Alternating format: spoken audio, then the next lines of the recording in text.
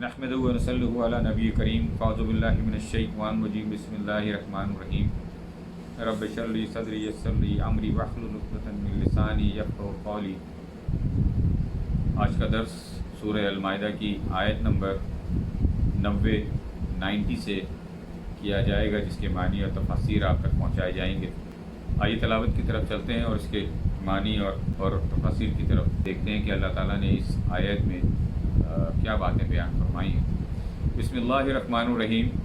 یا ایھا الذین آمنوا انما الخمر والمیسر والانصاب والازلام رجس من عمل الشیطان فاجتنبوا لعلکم تفلحون۔ اے وہ لوگوں جو ایمان لائے ہو، پختہ بات ہے، شراب اور جوا اور بت اور تقسیم کے تیر گندگی ہے، شیطان کے کام ہیں، بس بچو تم اس سے تاکہ تم فلاح پاؤ۔ یہ تھی تلاوت اس آیت کی جو اللہ تعالیٰ نے اپنے اس قرآن کی آیت کے ذریعے سے ہم تک پہنچائی، اور اللہ چونکہ اس آیت سے بھی پتہ چلتا ہے کہ اللہ تعالیٰ جو ہے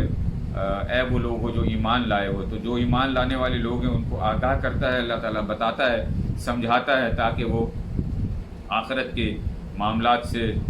بچے رہیں اور ان کی آخرت خراب نہ ہو ان معاملات سے، جس کا ذکر یہاں فرمایا گیا۔ آگے فرمایا جا رہا ہے بیان ربط آیات و مضمون کے بارے میں پڑھتے ہیں کہ اس آیت اللہ تعالیٰ نے شراب اور جوا بیان کیا اور دیگر احکام بیان فرمائے۔ دنیا کے ہر ملک میں آج بھی شراب بنانے والے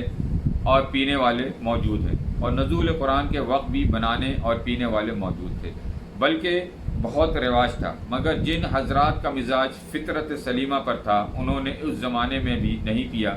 جس کو دور جاہلیت کہا جاتا ہے۔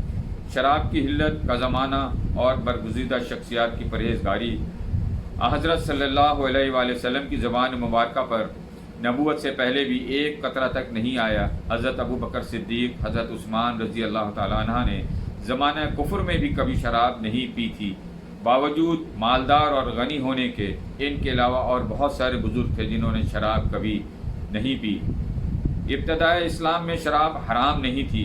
بعد میں اللہ تعالیٰ نے شراب کو حرام قرار دے دیا۔ اللہ تعالیٰ فرماتے ہیں کہ شراب کی حرمت کے حوالے سے جو نزول ہوا، یا ایھا الذین آمنوا، اے وہ لوگوں جو ایمان لائے ہو، انما الخمر، پختہ بات ہے، شراب، جو چیزیں قطعی طور پر حرام ہیں ان میں سے ایک شراب ہے۔ حدیث پاک میں آتا ہے کہ جو شخص شراب بنانے کے ارادے سے پھلوں کا جوس نکالتا ہے، صرف یہاں ارادے کی بات ہو رہی ہے،